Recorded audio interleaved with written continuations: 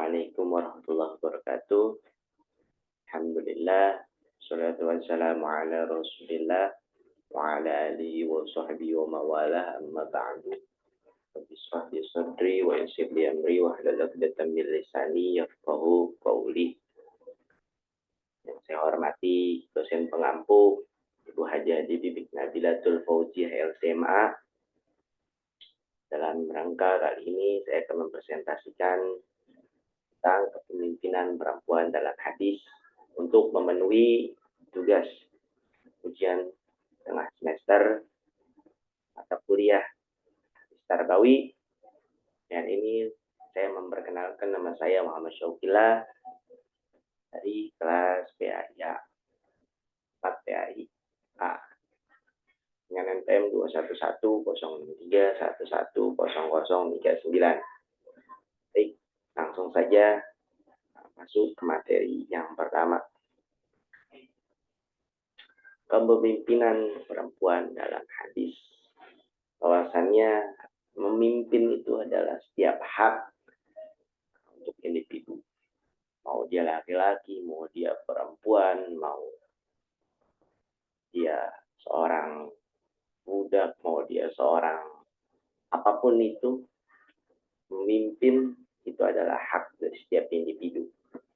Maka di sini ada hadis yang mengatakan bahwasannya Bismillahirrahmanirrahim. Haddatsana Abdullah ibn Maslamah an Maliki an Abdullah ibn Dinar an Abdullah ibn Umar anna Rasulullah sallallahu alaihi wasallam qala ala kullukum ra'in wa kullukum mas'ulun an ra'iyatihi fal amirul ladzi 'ala an-nasi ra'in 'alaihim wa huwa mas'ulun anhum war rajulu ra'in 'ala ahli baitihi wa huwa mas'ulun anhum wal mar'atu ra'iyatun 'ala baiti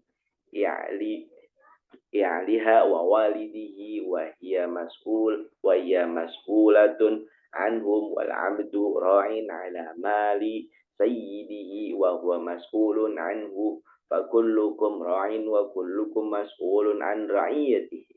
Artinya telah diceritakan kepada kami Abdullah bin Maslamah dari Malik bin Abdullah bin Dinar dari Abdullah bin Umar bahwa Rasulullah Shallallahu Alaihi Wasallam kata, ketahuilah bahwa setiap dari kalian adalah pemimpin dan dari setiap kalian akan diminta pertanggungjawaban atas kepemimpinannya.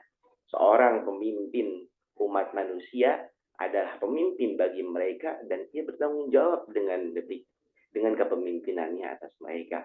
Seorang laki-laki adalah pemimpin bagi keluarganya dan ia bertanggung jawab atas mereka. Seorang wanita adalah pemimpin bagi rumah suaminya dan anaknya dan ia bertanggung jawab atas mereka. Seorang budak adalah pemimpin bagi harta tuannya dan ia bertanggung jawab atasnya. Maka setiap dari kalian adalah pemimpin yang bertanggung jawab atas kepemimpinannya. Lalu dari konsep kepemimpinan tersebut di sini ada kepemimpinan perempuan. Perempuan itu apa sih? Perempuan itu adalah seorang makhluk Tuhan yang diciptakan menjadi pasangan seorang laki-laki. Berdasarkan pada pengertian tersebut, jadi kepemimpinan perempuan adalah perihal cara atau bagaimana seorang perempuan dalam memimpin dan memegang suatu jabatan, baik itu formal ataupun tidak formal. Lalu dalam konteks ajaran Islam, hadis yang mengenai kepemimpinan perempuan sering disebut dan sering didiskusikan sebagai salah satu isu yang menghambat perempuan-perempuan di sekitaran masyarakat, di lingkungan itu menjadi terhambat. Ada hadisnya di sini, bahwasannya hadis tersebut ini terjadi ketika menjelang perang Jamal. Jadi ada seorang putri Isroh yang diangkat sebagai menjadi pemimpin. Lalu di sini ada hadisnya, haddatsana Utsman bin Haitsami haddatsana Aufun 'anil Hasani 'an Abi Bakr Qala laqad nafa'anillahi bikalimatin sami'tuha min Rasulillahi sallallahu alaihi wasallam ayyamu jamala ba'dama ditu an al haqa bi ashabil jamali fauqatila ma'hum qala lamma balagha Rasulullah sallallahu alaihi wasallam anna ahla farisa qad mallaku alaihim binta Kisra qala lan yufliha qaumun walau amrohumum ra'atun, artinya dari Utsman bin Haitham, dari Auf, dari Hasan, dari Abu Bakrah, berkata Allah memberikan manfaat kepadaku dengan sebuah kalimat yang ku dengar dari Rasulullah Shallallahu Alaihi Wasallam pada hari menjelang perang Jamal.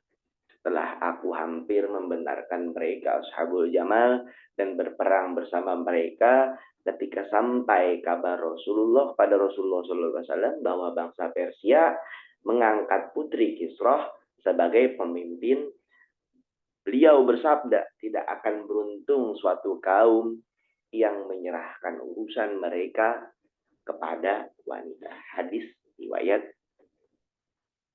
Bukhari.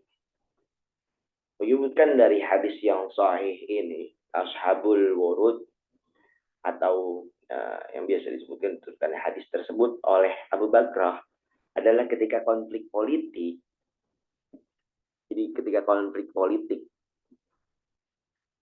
meruncing, memanas antara kubu Sayyidah Aisyah dan Sayyidina Ali bin Abi Thalib yang menjadi pemicu perang Jamal pada tahun 36 Hijriah. Posisi politik Abu Bakrah menjadi disebut tidak berpihak kepada kubu Sayyidah Aisyah dan mendasarkan sikapnya pada pernyataan Nabi di atas. Para pencara hadis menjelaskan peristiwa apa yang menyebabkan Nabi berujar demikian. Al-Qisah, negeri Kisra itu adalah salah satu bagian dari negeri-negeri Persia memiliki seorang raja yang terbunuh. Buah dari konflik internal kerajaan. Rupanya pembunuh sang raja tersebut adalah anak laki-lakinya sendiri. Lalu usut demi usut terjadi dalam kerajaan, dan singkat cerita diputuskanlah untuk mengangkat raja dari anak perempuan sang Kisra tersebut. Sayangnya anak perempuan Kisra itu kurang sukses memimpin kerajaan. Banyak diskusi tentang sebabnya. Ada yang menyebut inkompetensi. Ada juga yang menyebutkan bahwa kemunduran kerajaan ini adalah akibat dari Kisra yang menyobek surat dakwah dari Nabi Muhammad SAW. Maka ia kualat dengan terjadi hal tersebut dalam istananya. Sebab terpaksa anak perempuannya yang menjadi raja, dan doa Nabi mengenai kemunduran kerajaan itu terkabul. Demikian kurang lebih keterangan dari dalam Irsyadus Syari Syarah Sahih Al-Bukhari karya Imam Al-Quthalani dan Taufatul Azwani Syarih Sunnah At-Tirmizi karya Imam Al-Mubarak Furi.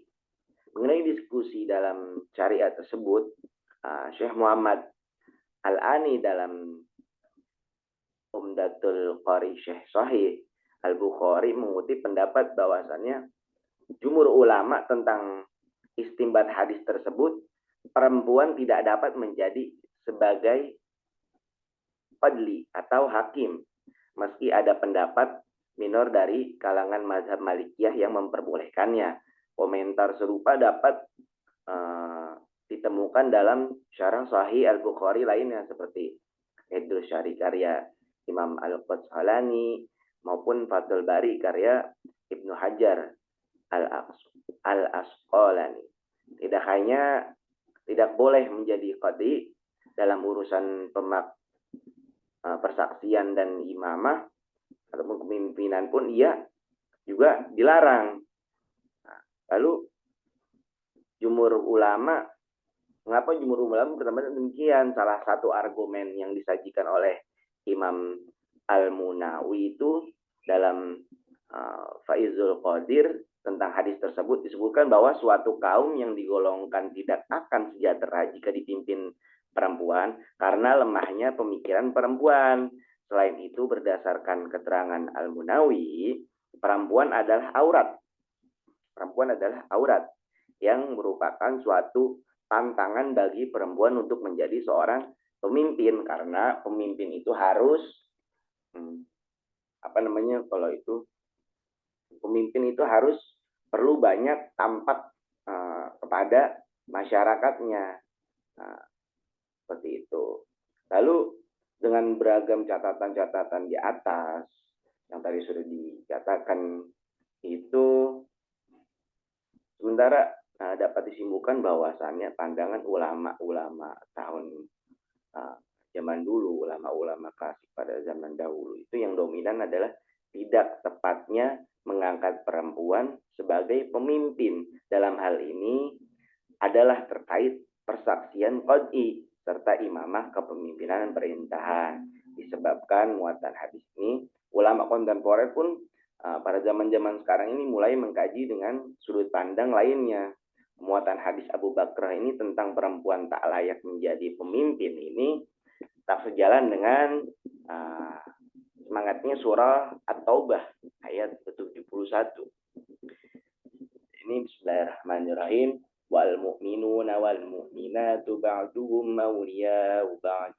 Ya'muruna bil ma'rufi wa yanhauna 'anil munkari wa yuqimuna as-salata wa yu'tuna az-zakata wa yuti'una Allah wa rasulahu. Ulaika syayarhakumullah. Innallaha azizun hakim. Artinya orang-orang yang beriman, laki-laki dan perempuan, sebagian mereka menjadi penolong bagi sebagian yang lain. Mereka menyuruh berbuat yang ma'ruf dan mencegah perbuatan yang mungkar, melaksanakan sholat, menunaikan zakat, dan taat kepada Allah dan Rasul-Nya. Mereka akan diberi rahmat Allah oleh Allah. Sesungguhnya Allah Maha Perkasa, Maha Bijaksana. Surah At-Taubah ayat 71. Lalu selain hadis tersebut bertentangan dengan Al-Quran, sebagian ulama-ulama zaman sekarang, ulama-ulama kontemporer menyebut bahwa kasus hadis tersebut bersifat khusus. Hanya dalam konteks cerita Raja Kisrah tersebut. Dengan demikian, di lain masa perempuan tetap bisa menjadi perempuan.